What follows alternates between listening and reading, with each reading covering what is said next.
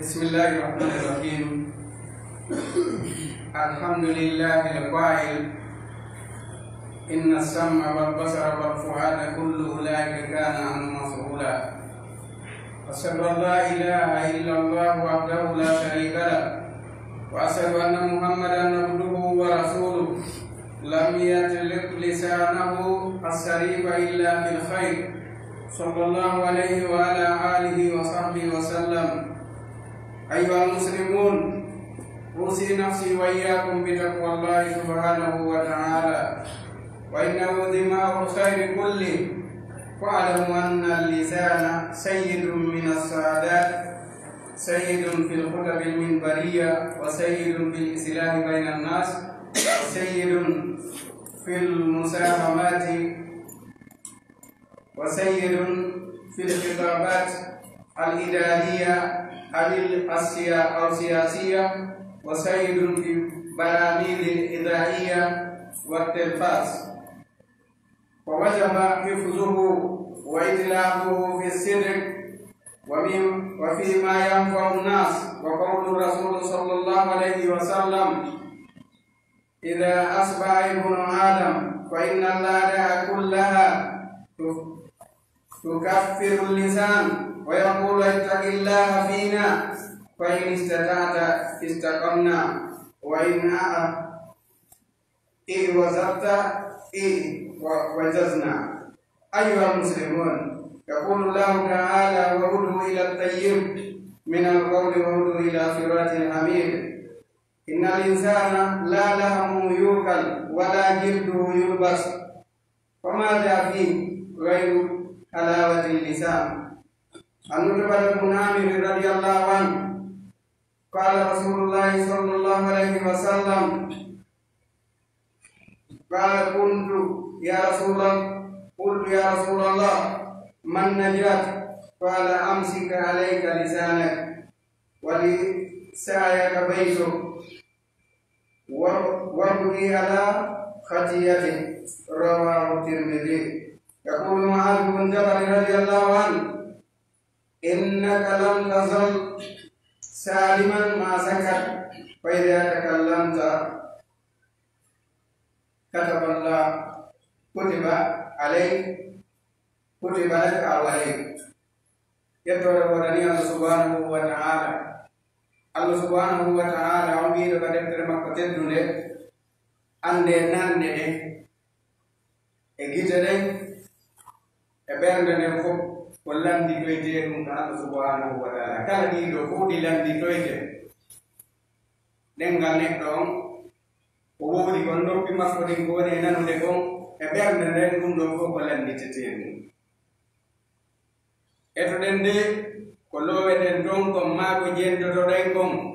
hara ko Allah e wela. Ina ɗum anndu ɗiɗo noppi ma Allah subhanahu wa ta'ala hokkima ɗi o waɗanima ɗi fiya yettir mo noppi ɗin. Kono hannde ko ɓuri ɗurde kon ko jentoɗe ɗum ko harmi wano heɗa kon risik taway ɗo goɗɗo yeti ɗo reppi écoutere ka noppi makko sa nani ko señƴata ton kon anda e ɗum ɗon na Allah ene laaɗo wona yewtede ɗo fi mum. Ara yo anndu ɗiɗo noppi ko landi toyteɗi ɗum kon ko wanno ɗon ɓaymo o no fermude ɗi tawa o nanata haymo felli ma haymo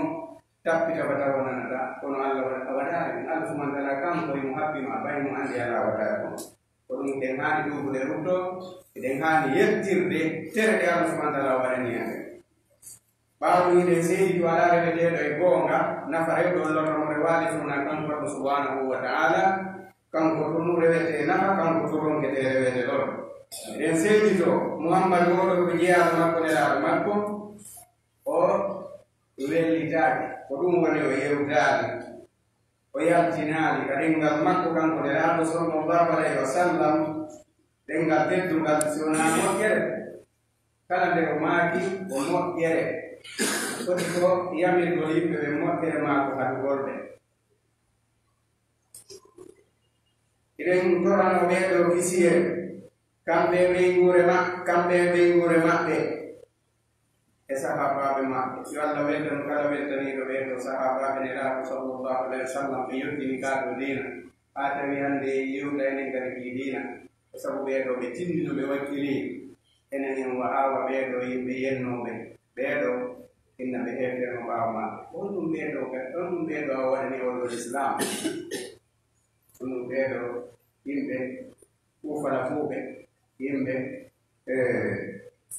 ɓe annda ko faala waɗani kaa ɗo diina fay ɓeeɗa ɓe waɗanaano diina ka yo Allah subhanahu wa ta'ala fewnuɓe so fewnataɓe yo Allah ittuɓe yo Allah liggotore maɓɓe ɗen o enniɗen torano ɓeeɗo kisiye e kala ɓe iwtinude ɓaawa maɓɓe no moƴƴiri ŋañande Allah woni leydi muɗum ndi kono yo jebbilir miɗo wasi o hoore an e moɗon ɓurgol Allah subhanahu wa ta'ala ɓurgol Allah gooto on Allah bajjo on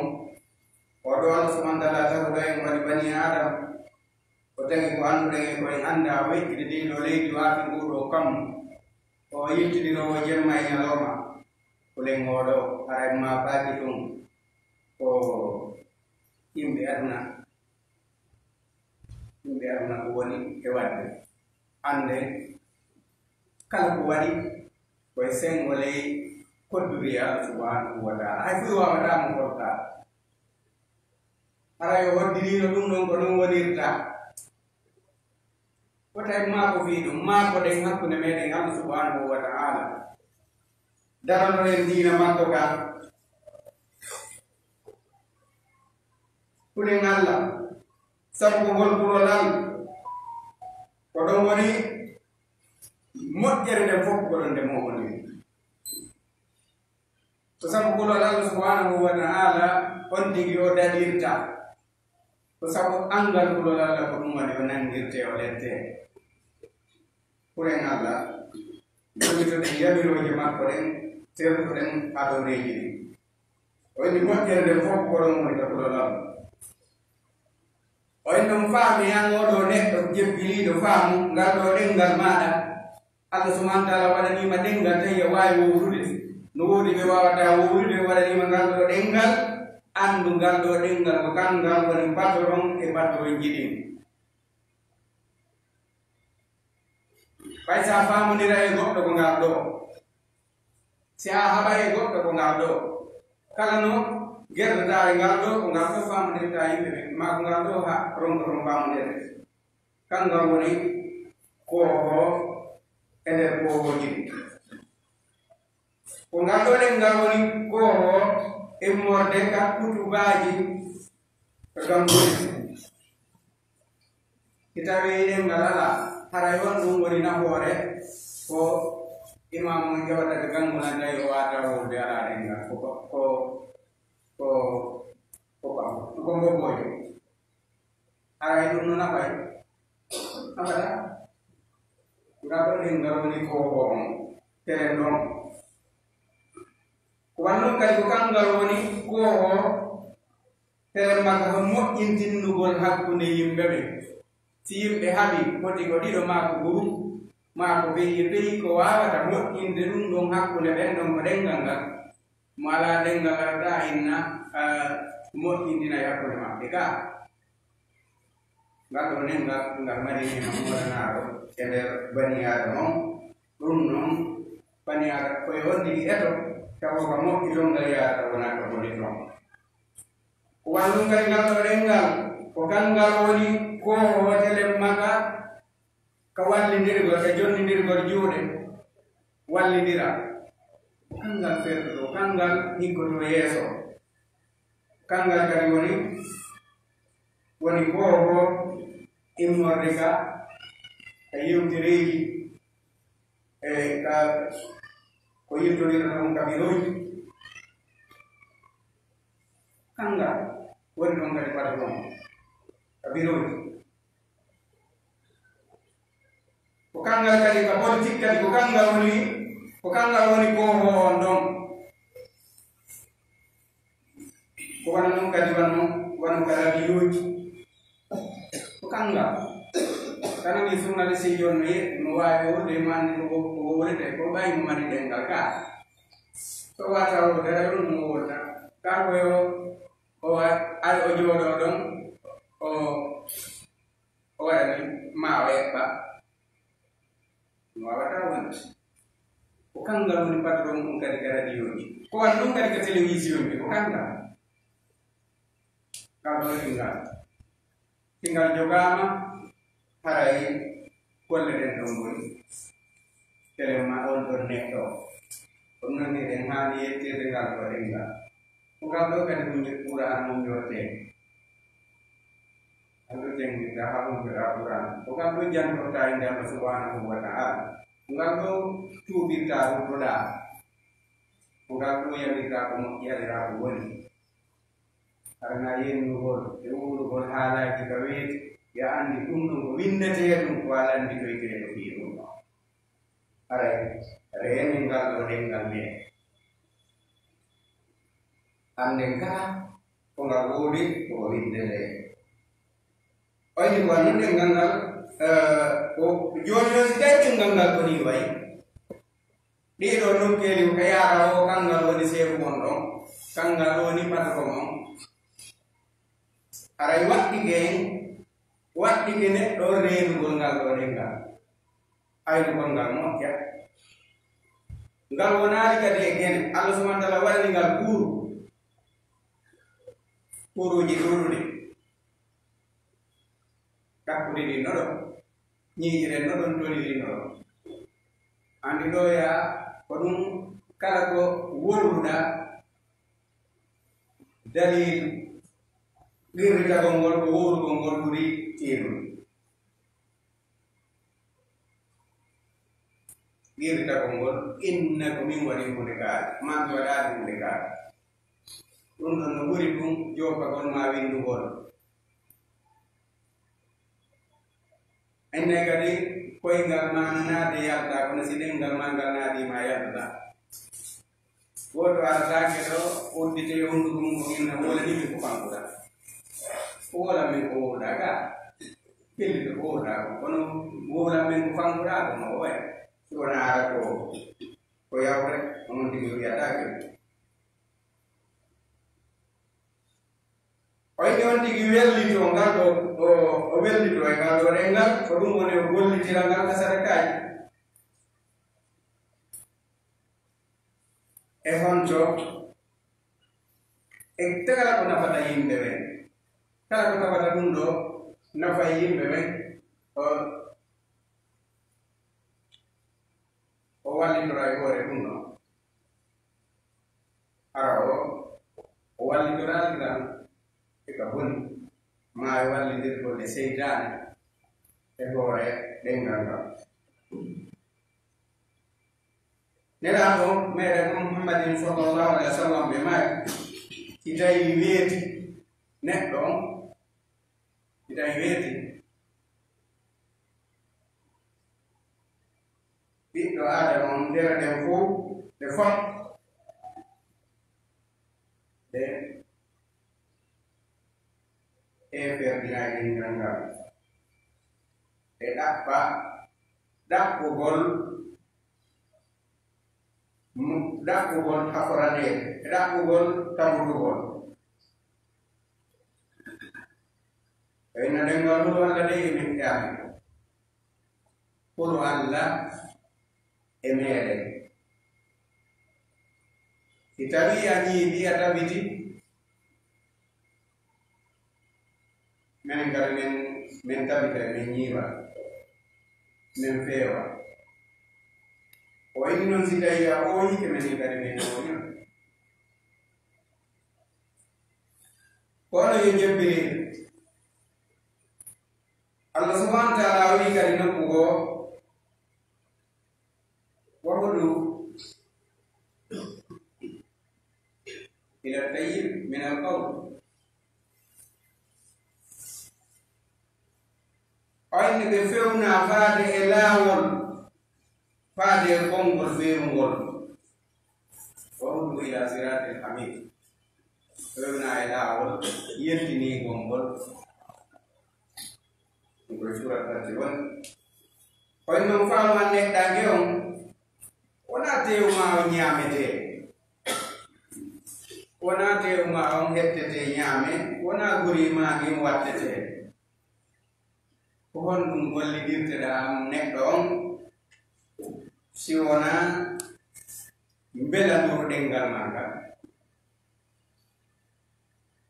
koko ɗengal maga latta ko moƴƴi kon ko non gollidirteɗa si tawi ko boni ɗum ngal lattata ara ya gollidirde kadi gollitiral goo kono ɓayna tewma jaggete wona ɓuri ndi wattete ko sabu mbela e ɗengal magal ko ɗum ɗon gollidirta yimɓe ɓe ɗum noon woni yimɓe gollitiroɓe ko moƴƴi kono yaaro sallallahu alayhi wa sallam ɓe maykira man kana yuminu billahi wal yawmil akhir falyaqul khayran aw liyasmut kala on laatiɗo no gondini Allah subhanahu wa ta'ala gondini ñalande darngal yo wonu ko moƴƴi ma ɗum o fanka hay ko ɗum ɓurma moƴƴande hara wolani si tawi ɗum no wolda ko moƴƴi haray ko ya fanka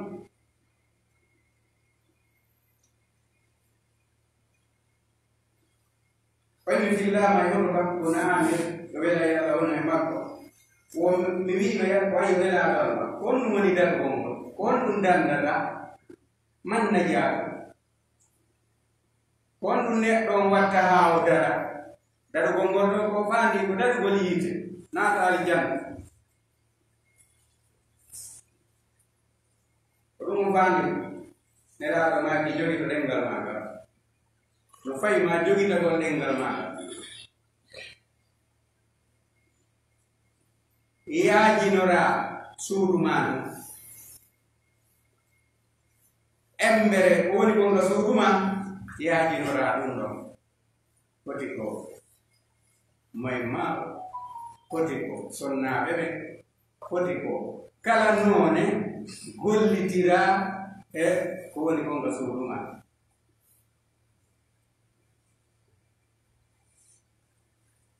wulla fi bakkatuji maɗa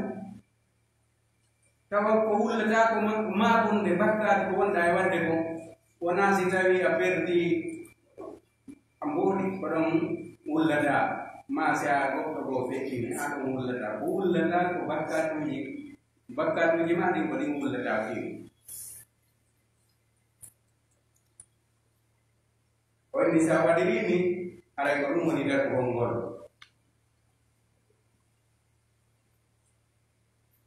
imam Tirmidhi woni ko yatin hadis o fillama kadi imam Ibn Zabal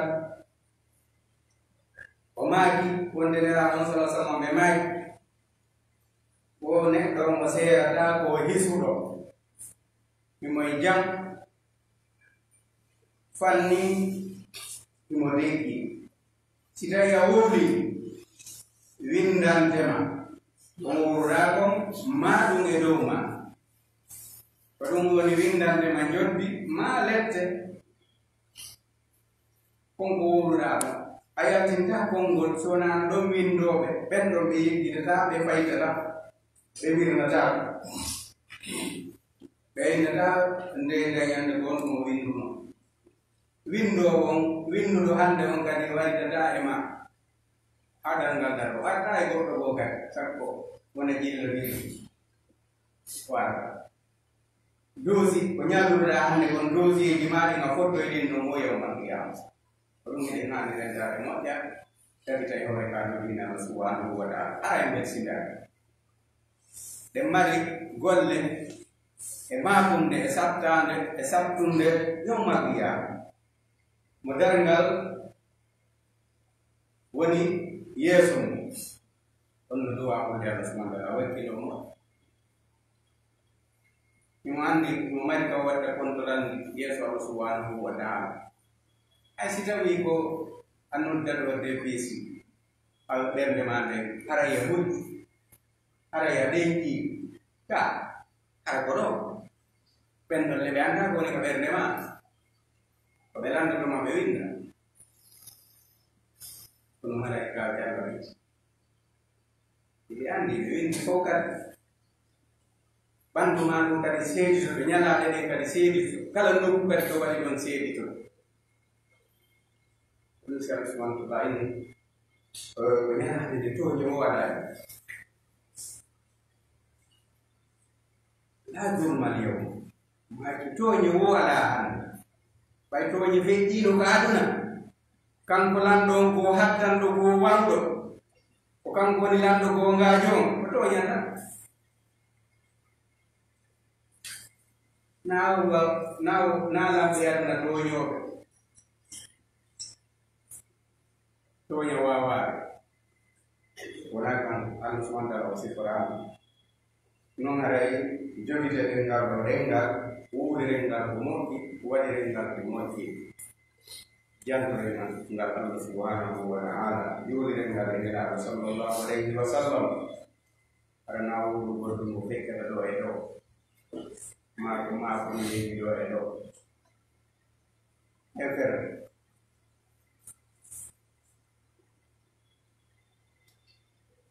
aray tuuɓe rutude ngal subhanahu wa ta'ala tabitini hoore ka ɗo ɗinam subhanahu wa ta'ala ɗo e laawol koko laawol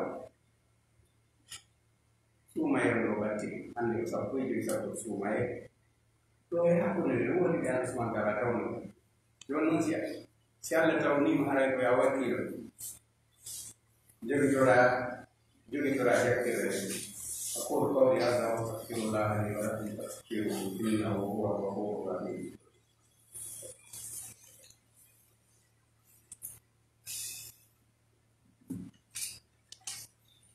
Alhamdulillahi manna asyhadu an la ilaha illallah wahdahu la syarika lah wa asyhadu anna Muhammadan abduhu wa rasuluh sallallahu alaihi wa ala alihi wa sahbihi wa sallam. Ayyuhal muslimun, inna mimma yuhaddisu at-tabaghud wa at-tasahul bainan nas wa yaj'alu ba'duhum asqala min al-jabal wa ab'adu 'anil akharin fala yuhibbuna ru'yatahu wala mujalasatahu wala murafaqatahu wala huduru li da'watihi li ahli su'unihi al-ijtima'iyyah. Tajidu anna aktsara mimma yusilu al-insanu ila hadha al-bughd as-sadid huwa al-lisan. Wa kam min khusumatin waqa'at baina al-ikhwan wa baina al-aqraba wa baina az-zawjayn wa baina aziran bisababi shabbin aw ghibatin aw shatmatin aw sukhriyyah. Akhir muslim, inna Rasul sallallahu alaihi wasallam allamana abwab al-khair min as-salati was-siyam was-sadaqah. Thumma qala li Mu'adh radhiyallahu anhu ala ukhbiraka bimulak dhalika kulli qultu bala ya Rasulullah. Qala wa akhadha bi lisanihi nafsi wa qala kuffu alayka hadha. Qultu ya Rasulullah inna la mu'khaduna bima natakallam bih. Qala sakalat qaumuka ya Mu'adh wa hal yakun nas fil nar ala manaqirihim illa hasra'i alsinatihim. Ya Tuhan Allah subhanahu wa ta'ala, Allah subhanahu wa ta'ala o jondoke en sedi wala rewede gonga na farego do rewale sona kan Allah subhanahu wa ta'ala wala ka fidito wana woni no ala ka fidito ka kawurno golle ka war golle ka tabu golle ka yilde gol jemma nyalo no kono ka wala ka fidito ka de wama den sedi do Muhammad ko jiya makko ne la makko den to no kisiye kanko be ko makko sahaba makko ka ni ba no kiyan ndala no de bulde ko ono yo jembeli ande eno woni e imminde ono konna yagal kañum e luutodiral kañum e yebdodiral hakkunde yimɓe ɓen wona e yoga e yimɓe ɓen tawa onti no teddi no ino teddi ɗo teddugol ngol na teddungal ɗaɓɓangal ngal ɓuri no yoori ɓerde ɓuri fello tawa hiɗe ala dirtina fello gonkona dirtindamo ko woni ɗo oyna haysi ko Allah haysi ko malaika ma haysi ko malaika dippiɗo mi watta tawana gonga man haysi tawi ko ɗolda dippiɗo o o yittiɗo on say tikkana woɓɓe goo tikkana woɓɓe goo tawa ɓe yiɗi ko on tigi ɓe yiɗa ha yiidirde tawa on dugol no gite ɗen ndaaramo no mettamo on waɗa ɗum ko sabu ngal ɗo ɗen ngal waɗa ɗum tawana andagi na ngasi kadam muni dum ko yada ko nda muni dum ko wala na sabana mi lugar wandari mo oh tamatali wana jodo dugole makko wana seto dugole makko wana nur tawede nodda makko dum yoga e fiyaki kamu bodire oino ngata way dum do ko wato dum do ko ngal rengal ana bago baade nde do tikire sappunde oino dum do ko ngal rengal watta dum wakunde ko do rir ko haala yento rira ko dum do wat kimbi tay joni do watti wari de ya kiba yento rir ko odo watti wari de biiru ko hawndo wodo jaman fewdi hande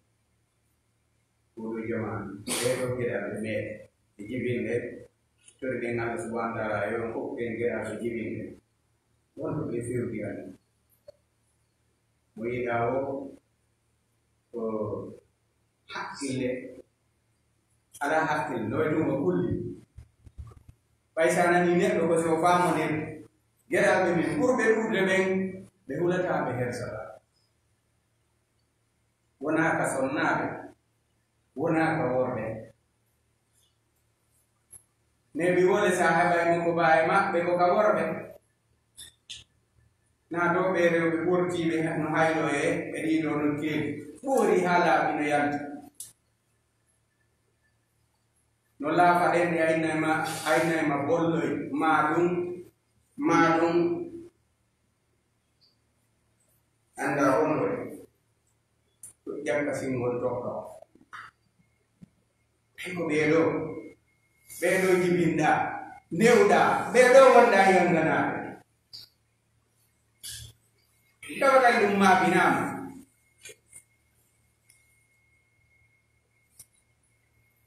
jangugol ngol no manka ma juulugol kono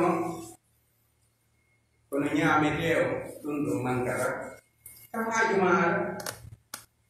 ya hayɗoɗo ƴetta jikirum ma ya juulir mayno yaade e juulir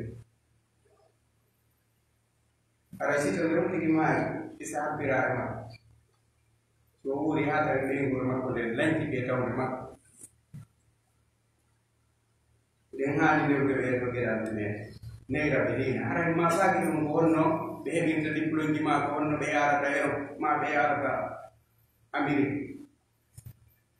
arani ma faaki ɗum ma ko ɗen ko wonno ɓe yarata laakara ɓayi andi ko allanditoyteɗo fiiɗeɗo Allah subhanahu wa ta'ala inni ya ayyuhal ladina amanu qu anfusakum wa ahlikum nara kono yo gondimɓe dande hoore mum dandon ɓeygure moɗon nde yiide teno gadandari ɓeeɗo si ɓe bonnoyi goɗɗo e kawtal baŋal ne nangue si kala ko ɓe bonnoyi joni ko Allah kum kam Allah subhanahu wa ta'ala yamirinuma ya yamir ɓeeɗo juurugol gila ka duuɓi jeeɗi sina ɗum fay ko ma ko jooɗata ko hakkude ma an wiya ɗon amoɗo babaji ba ɓiɓɓo ma mo fembolu ba ka ma watto boɗi hara yo wooda yo inni hara mayiɗo so ɗum waɗi ɓay ɗum ɗo naayi ma itti naayi ma soro makko naayi leñol makko ngol fof itti ko heeferde ɓe salligata ko juula fewtan ɓiɓura ko ɓen ɗo yiira o fembagol duba ko sinki ɗum kadi ko yimɓe annabi luutu ɓe ngatti fembade oɗo luba waɗa luutuyaga gorko aray gorko hoɗum ɗo ɓe weltori hande mone tun si ɓe yi suere goto no watti ɗum noy mo nandinde kamɓe ka weyno ɗumma ɗum tourno film ma sifa ɗum ɗo honto jurkayagal ngal ɗon honto jurkayagal ngal innuɗon en fof koye jurɓe tawa si oɗo maayi ɓe juulirde naɓe te jelo woni haalkade ɗo waɗa lawol tawa no yurɓi soire kano yaroy beere haari no wondi e juuɗe naɓe ka juulirde jelo sukaɓe min jelo woni e waɗde ɗum ɓe luttuɓe ɓen ɓe ala e daaruɓe ɓe ala e waajitade e ɓen ɗon rento ɗen sukayagal magal ma lanniteɗo fi maggal wasi ko to gadi ko honno ngal suka yagal ma fekin ci tawi janga taburan haaju mala ka wajete haaju mala ko haaju ma woni moko yettugol misiki o ka noppi watto pantadi seekiɗi e hari hewtane nokku ari ko indete kaari dari kaari no walli joni ɗum ko an jiɗi yaka seeka ma sooda ko seeka ko honto ɗen haqqille ɓanndu ma ɗum fo yalta tawa ɗum ɗo juulata tawa ya weltori ya haylo ɗon kadi hakkunde koko baa tawa hersa a wula hersa watti goli watto jawe aɗa agoro en mba jasini hoore ma en mba bete rewɓe ɓen kanko ini no wat tawtude worɓe ɓen ɓe ƴaway woni kono anga jasintinnoto comportement rewɓe aray rendo ɗen wota en accirni nde ɗo ɓe guure meɗen maako ɗen duya ka weeti yaltuɗa a yaltida e gerɗobinɓe a naatida e majji kiken a arata a controlata ɓe guure nde no watta jus andaɗen wabbima o landitoytoɗomo fi ɗum ko ani nono faala ɓe guure yay jomboyoɗo sonnaji waddi yo won hara yahino am awa ɓete ko yummira hawɓe ɓe luttidi ɓay yummiraɓe ɓe ngari ɓurɓe ɗurde ɓen ɓe feewa ayiya ɗo yummiraɓe jokkodire juuɓe mum tato no sonna ɓe goola sodana ɓe o kilo joyi sodana ɓe rasta haran tiggi bugidi gonko tiggiɗa ɗum bugidi hakkude ma yaɓe an kadi walli tiggare ma nde waɗano ɓe wayno ɓay ko amune yaltinde ɗum ka nden saabu ma sodana aɗa kiggala ɓe jiɓe jooɗi ka suudu no haɗi ɓenande ɗum ɗo neɗɗo ko landitede fi nde ɗo ɓey koyno ayni ngal ɗo ɗengal ngal addi probléme ji luuri e morde probléme ji ɗin ka hoore leydi ɗo ko kangal watta ha weñje waɗa yana hakkude nene gotoɓe ma ɗum battonirde ma ɗum jombinirde ma ɗum kawtal sabu yennugol ma sabu ñoore ma sabu yennugol arɓuɓe ati sappo e sappo mi anda kon mi sennirta ɗum ɗum ka koyreji kañum e jalkotugol ɗengal ngal ko watta ɗum ɗo o enni mbawi sikɓe jebbiri ande nelaɗo meɗen noon o addani dammuɗe moƴƴereji ɗi juulugol ɗingol juulugol on ɗi ka wona wawto jiɗi jowi juuta wona baykat ɗin ɗon kan o juulay ka noddinteeto e hoorugol suuma e ari o hoora sunnaji ɗin o hoora kono so o hoori woñanti suuma e ari ko ɗum o hollitto ko neni suuma e ari ɓe kayni sat tawi o wuutinaani ɓanndu a wuutinaani reedu ma tan wooru ko an yo reedu ndu heew ɗum tan hokku tawile na angal jellal waɗi ɗum ko ndeere wiyagal ɗum adda hoora ma angal yiɗugol moƴƴere neraɗo sallallahu alih w sallam ɓe maki sa hoori ñallal gootal sabi allah woɗɗintinnete jahannama on ka yaarete duuɓi capanɗe ɗi ñallal gootal fiyam anga yiɗa ɗum alkanisa kayyata o e ñaama tene kayyata o e ñaama sappo e sappo joyi kayyata o e ñaama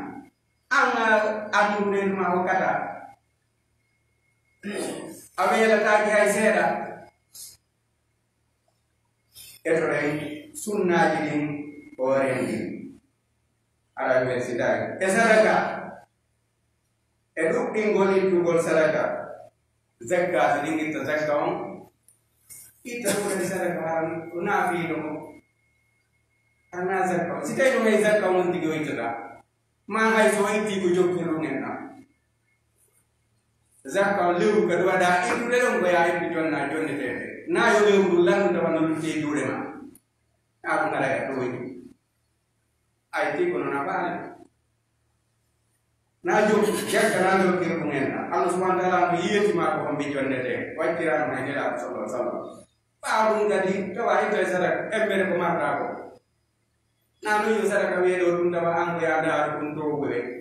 goto kala mari ɓeyta sadaka ko fanni ɗum ɓe mari ɗum ko moƴƴere wonande ma kadi ɓayni ɗeɗo dambude moƴƴere e o yamirgol ko moƴƴi haɗa ko boni e moƴƴagol e tagore Allah nde moƴƴagol e kawtal muɗum ngal e moƴƴagol e yimɓe ngalawo tawanamo fottuɗa o ko yennidiro e huɗidiro kawtoji ka moɗɗuji ka sappoɓe mo kala no huɗa waya wonno barki waɗirta ɗum fof woni huɗa ko honno ɓe ɓuttinira ala ɓe ɓuttinira ha ɗum koɓe doodira ɓe yurmodira ɓe newodirana kono no fokki ɗum no yaro enema si sentere goki fof kiti ɓuren Allah subhanahu wa ta'ala newodiren on sayi Allah subhanahu wa ta'ala o waɗay o wi nelaɗo on sallallahu alayhi wa sallam ɓe inni sayna Ma'az accata mi humbide accata mi yeetoma ko wawata dandude ɗum ɗo fuu hara a heɓaali ko newinta ɗum ɗo hara a heɓaali ko tole min yeetora yo nelaɗo ɓe on sayi ɓe nangi kamɓe nelaɗo sallallahu sallam ɓe nangi ɗengal maɓɓe ngal kamɓe ɗiɗi raɗiri ɓe inni rendo jogito ɗum ɗo jogito ngal ɗo e dow ma on sayi min nene laataw e komin nangitirteɓe komin yewtata kon on sayi ɓe maaki Ma'az emba perdima nene ma perdima yalli yimɓe ɓen ɓe naftiroyte ɓe hippiroyte kine maɓɓe ɗen ka yiite si wona soñateeri ɗen de maɓɓe ɗen yalli ɓe hippiroyte ka yiite si wona soñateeri ɗen de soñateeri ɗen de nelaɗo mon maagi hadisi goo koyo neɗɗo on jogitano ɓe fontano ɓe reedu ɗum e awra muɗum on nokku ko hundo kon ɓe fawtanomo aljanna ɓe fawtanomo kamɓe kadi aljanna ko jogitoro ɗum no tawa ɗum no yahatako ɗo kamɓe kadi aɗa ɓe fawtani ɓe moƴi wal aljanna aray tabitinore gaɗo ɗinal subhanahu renen ndeɗo ɗen ngalɗo ɗengal inandi ko ngal haala Allah subhanahu wa ta'ala noon ko waɗiran ma ngal ko ya yettirmo ya jantol ngal inde Allah ya jangingal Qur'an ya moƴƴin hakkunde haɓuɓe ya jokkirngal enɗam ya waɗirngal jokkireji enɗam ko ɗum Allah subhanahu wa ta'ala waɗiran ma ngal ɗo ɗengal na yennugol songugol ma ɗum wowlugol ko fewndima wowlugol ɗum ɗo e ɗum ɗo ma ñallugol si balum suyama ɗo hande nde suyete ɗon balɗe ɗiɗi balɗe tati sowona piñande wara goɗɗo gonugol hara no sonke fimo aray sumaye ngari ko battiɗum aray Allah subhanahu wa ta'ala tawna en ɗo rew o tawna en tawayde selli o kay wowgol daranade farillaji ɗin e sunnaji ɗin danda e kala bone ko woni e muɗum yaako feƴƴinde jokɓe ɓe fof seeditinde wonde mbasa Allah subhanahu wa ta'ala ɓe seeditindinenalnelaɗo sallallahu sallam ɓe feƴƴini e hoore ɗum ɗo ittana e sattede wonde hoore leydi ɗin e hoore leydi ɗen fof e tampereji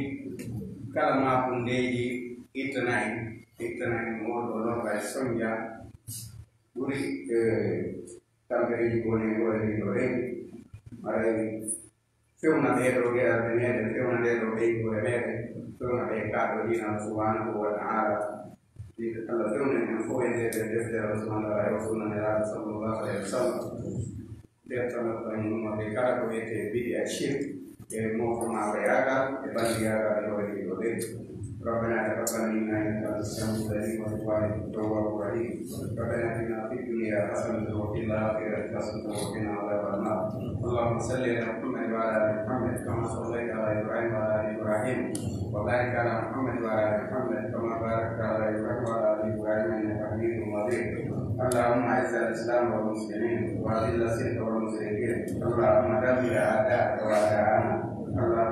اللهم اخذهم خطاطيهم مقتدر اللهم اخذهم خطاطيهم مقتدر اللهم اخذهم خطاطيهم مقتدر يا رب العالمين وعلى ربك رب العزه عما يصفون وسلام على المرسلين والحمد لله رب العالمين.